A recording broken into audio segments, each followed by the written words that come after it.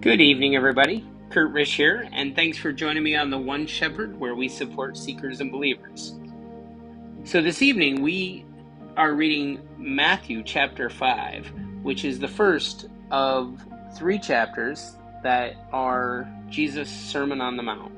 So Matthew 5, 6, and 7. These are 3 of my favorite chapters in all of Scripture, and probably 3 of the best chapters for you to study if you're trying to get an understanding of how Jesus says we should live our life in a way that is pleasing to God. So let's go ahead and get started. We're going to start out by looking at a little word study here in the Nelson New King James Study Bible. The word we're looking at is blessed. The Greek word for that is makarios, and we see that being used here in Matthew 5 as well as several other chapters in the New Testament. The Strong's Concordance number is 3107. This Greek word is derived from the root mak, which means large or lengthy and means fortunate or happy. The Greek word was used in Greek literature, in the Septuagint, the Greek translation of the Old Testament, and in the New Testament to describe the kind of happiness that comes from receiving divine favor. The word can be rendered happy. In the New Testament, it is usually passive. God is the one who is blessing or favoring the person. All right, so let's go ahead and get started looking right at verse 1. By the way, this first portion is called the Beatitudes. And the Beatitudes are Matthew 5, verses 1 through 5. So let's go ahead and get going on that. And in seeing the multitudes, he went up on the mountain, and when he was seated, his disciples came to him. Then he opened his mouth and taught them, saying, Blessed are the poor in spirit, for theirs is the kingdom of heaven. Blessed are those who mourn, for they shall be comforted. Blessed are the meek, for they shall inherit the earth. Blessed are those who hunger and thirst for righteousness, for they shall be filled. Blessed are the merciful, for they shall obtain mercy. Blessed are the pure in heart, for they shall see God. Blessed are the peacemakers, for they shall be called sons of God. Blessed are those who are persecuted for righteousness' sake, for theirs is the kingdom of heaven. Blessed are you when they revile and persecute you, and say all kinds of evil against you falsely for my sake. Rejoice and be exceedingly glad, for great is your reward in heaven, for so they persecuted the prophets who were before you. You are the salt of the earth, but if the salt loses its flavor, how shall it be seasoned?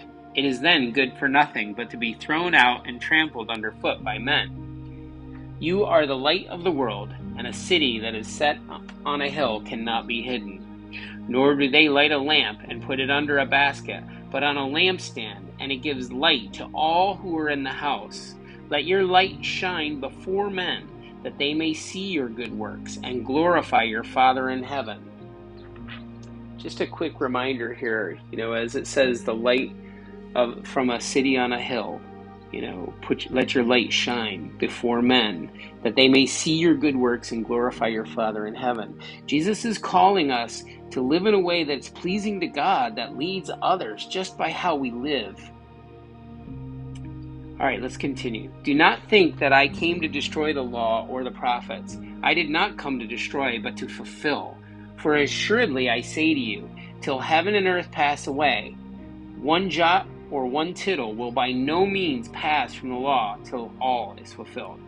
Whoever therefore breaks one of the least of these commandments and teaches men so shall be called least in the kingdom of heaven. But whoever does and teaches them, he shall be called great in the kingdom of heaven. For I say to you that unless your righteousness exceeds the righteousness of the scribes and Pharisees, you will by no means enter the kingdom of heaven.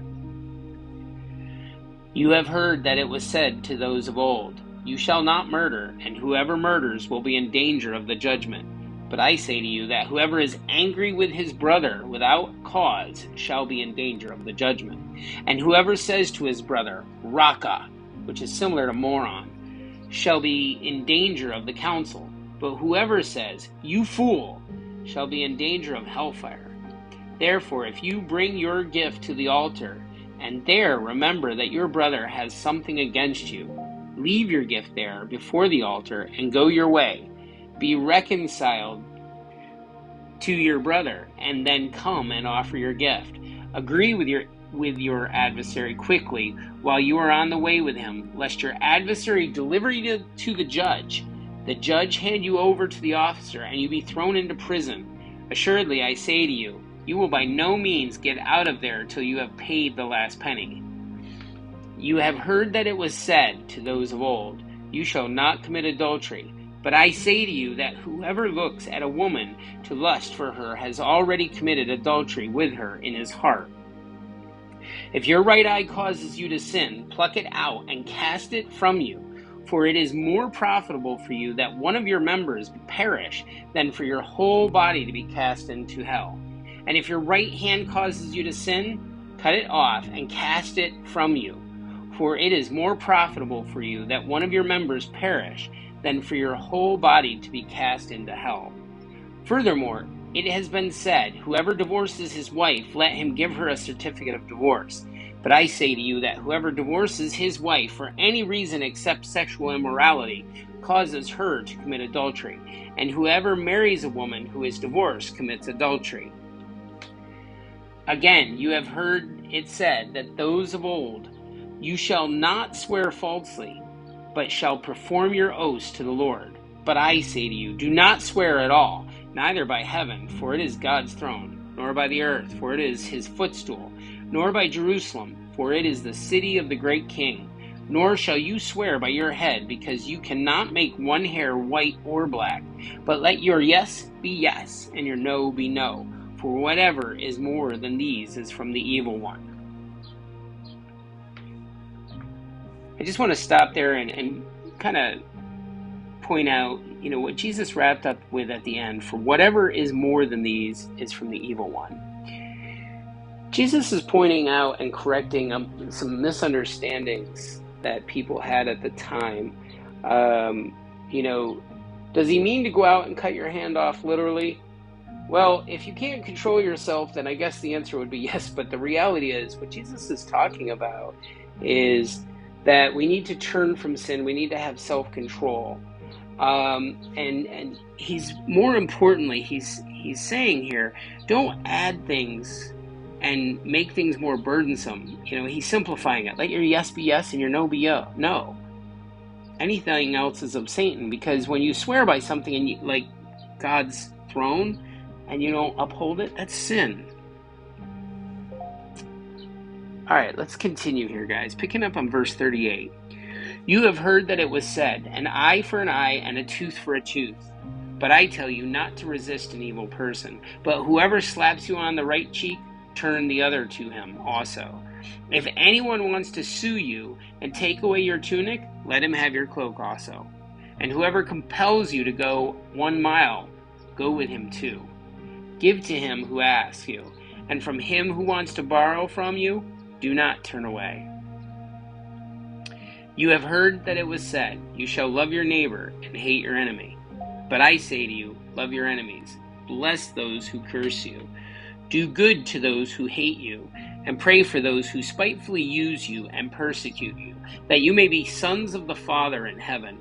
For he makes his sun rise on the evil and on the good, and sends rain on the just and on the unjust. For if you love those who love you, what reward have you? Do not even the tax collectors do the same? And if you greet your brethren only, what do you do more than others? Do not even the tax collectors do so? Therefore, you shall be perfect, just as your Father in heaven is perfect. Pray for your enemies. Love them. Pray for those who persecute you. Jesus would do this thing when he goes to the cross. He means what he says here, that we're to pray for our enemies. He's telling us to go further. The world tells us, to cut people off when they do wrong things to us, to not be forgiving, to be unkind, and to, all in the name of, not letting yourself be abused. Christ is saying, go the extra mile. If we can lead somebody to Christ, to God, to be saved, because we show them what true forgiveness is. We show them what true love is. How great is that? If we live the life that Christ calls us to live, and we lead somebody else because of how we live, not because we feed somebody, not because we do some special act, but because we live who we're supposed to be. How great is that?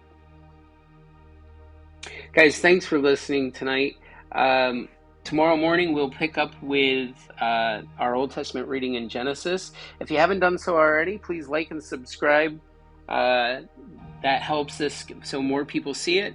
Also, it's great if you make comments. If you have questions, feel free to post a question down there and I'll gladly get back to you. In the meantime, have a great night and God bless.